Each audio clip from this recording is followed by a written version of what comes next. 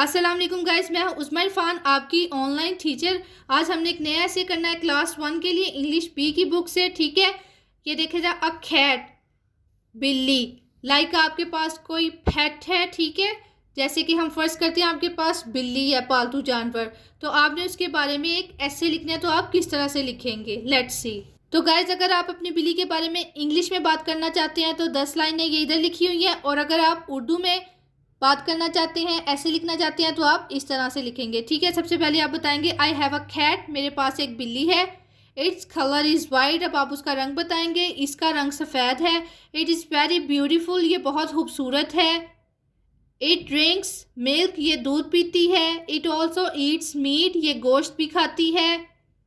It has 4 legs, इसकी 4 टांगे हैं। इट रन्स फास्ट, ये तेज़ दौड़ती है। इट प्लेज विद मी, ये मेरे साथ खेलती है। It is a pet animal, ये पालतू जानवर है।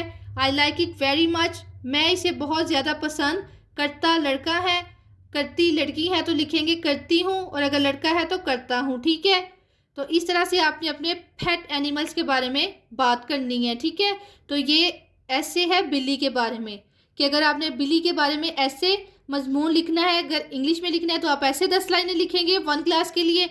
उर्दू में लिखना है तो आप इस तरह से लिखेंगे। तो आई होप आप लोगों को पता चल गया होगा कि अगर आपने अ कैट, बिल्ली पे ऐसे लिखना है 1 क्लास के लिए तो आप किस तरह से लिखेंगे।